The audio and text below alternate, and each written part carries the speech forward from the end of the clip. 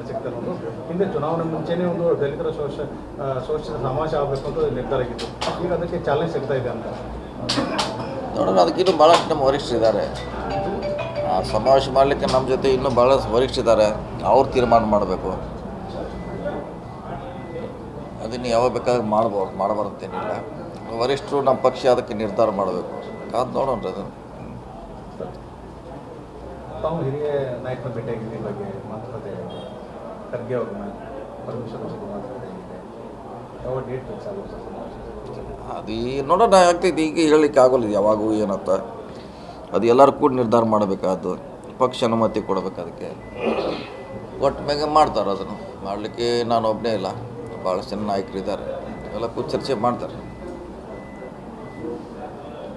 ಸರಿ, ನಿನ್ನೆ D K Shivakumar ಹೇಳಿದ್ದಾರೆ 2028ಕ್ಕೆ ಸಪೋರ್ಟ್ ಮಾಡಿರಿ ಅಂತ ಒಂದು ಮಾತು ಹೇಳಿದ್ದಾರೆ.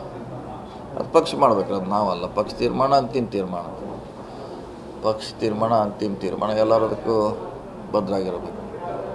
ತಾವು ಹೇಳ್ತಾ ಇದ್ದೀರಿ ನೋಡೋಣ ಮುಂದೆ ಬಂದರೆ ಅವಧಿ ಮುಂದೆ ನಾನು CM ಆದರೂ ಆಗ್ಬೋದು ಅಂತ. ಯಾಕಂದರೆ ಈಗ ಡಿ ಕೆ ಅವರು ರೇಸಲ್ಲಿ ಬರ್ತಾ ಇದ್ದಾರೆ. ಮತ್ತು ಆಲ್ರೆಡಿ ಇದ್ದಾರೆ ಅವರು, ಬರ್ತಾ ಇಲ್ಲ. ಆಲ್ರೆಡಿ ರೇಸ್ನಲ್ಲಿ ಇದ್ದಾರೆ ಅವರು, ಮುಂಚೆನೇ ಇಲ್ಲಿದ್ದಾರೆ. ಅದೇನು ಪ್ರಶ್ನೆ ಇಲ್ಲ ಡಿ ಕೆ ಶಿವಕುಮಾರ್ ಅವರು. ಸೊ ನೀವೆಲ್ಲ ಕೇಳೋದಕ್ಕೂ ಸಮಯ ಕಾಯಬೇಕು. ವರಿಷ್ಠರು ಅಂತಿಮ ತೀರ್ಮಾನ ಮಾಡಬೇಕು. ಅವಾಗ ಇದಕ್ಕೆಲ್ಲ ಪರಿಹಾರ, ನೀವು ಹೇಳಿ ಎಲ್ಲ ಪ್ರಶ್ನೆಗೆ ಪರಿಹಾರ ಸಿಗದಿದ್ರೆ ಅಲ್ಲಿ ಬಿಟ್ಟು ಕಾದು ನೋಡೋಣ. ಗ್ಯಾರಂಟಿಗಳ ಬಗ್ಗೆ ಜಾರ್ಜ್ ಅವರು ಹೇಳ್ತಾರೆ, ಇದೇನು ಪೇಮೆಂಟನ್ನು ಕೊಡಲಿಕ್ಕೆ, ಸಂಬಳ ಕೊಡಲಿಕ್ಕೆ ಬೇಕಾದ ಹಾಕ್ಬೋದು. ಅದು ತಡ ಆಗಿದ್ದಕ್ಕೂ ಅದೆಲ್ಲ ಪ್ರಶ್ನೆ ಬಂತು. ಸರ್ಕಾರದಲ್ಲಿ ಅದು ಹೇಳ್ದಂಗೆ ನಿರ್ದಿಷ್ಟವಾಗಿ ಈಗ ಕೊಡಬೇಕಂತ ಇರೋಲ್ಲ. ಒಂದು ಸಲ 2 ತಿಂಗಳು ಕೂಡಿಸ್ಕೊಡ್ತಾರೆ, 3 ತಿಂಗಳು ಕೂಡಿಸ್ಕೊಡ್ತಾರೆ. ಅದೇ ಕೊಡ್ತಾಯಿದ್ದೀವಿ ನಾವು, ಎಲ್ಲಿ ಕೂಡ ನಿಲ್ಲಿಸಿಲ್ಲ ಗ್ಯಾರಂಟಿ.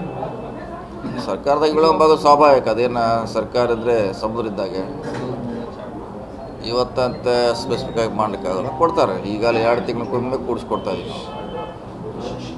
ನಮ್ಮ ಇಲಾಖೆ ಸೇರಿದಂತೆ ಬೇರೆ ಬೇರೆ ಇಲಾಖೆಯಲ್ಲಿ ಸಾಕಷ್ಟು ಬಿಲ್ಗಳು ಬಾಕಿ ಇದೆ ರೀ. ಯಾಕಿದೆ ಅಂತ ನೀವು ಪ್ರಶ್ನೆ ಮಾಡಬೇಕಲ್ಲ.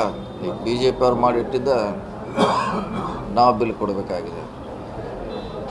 ಸೊ ಅವರು ಬಜೆಟ್ ಸಪೋರ್ಟ್ ಇಲ್ಲದೆ ಸುಮಾರು ಕೆಲಸ ಮಾಡಿದ್ದಾರೆ. ಅದನ್ನು ನಾವು ಬಿಲ್ ನಾವು ಕೊಡ್ತಾಯಿದ್ದೀವಿ. ಹೀಗಾಗಿ ವಿಳಂಬ ಆಗ್ತಾಯಿದೆ ಅಷ್ಟೇ.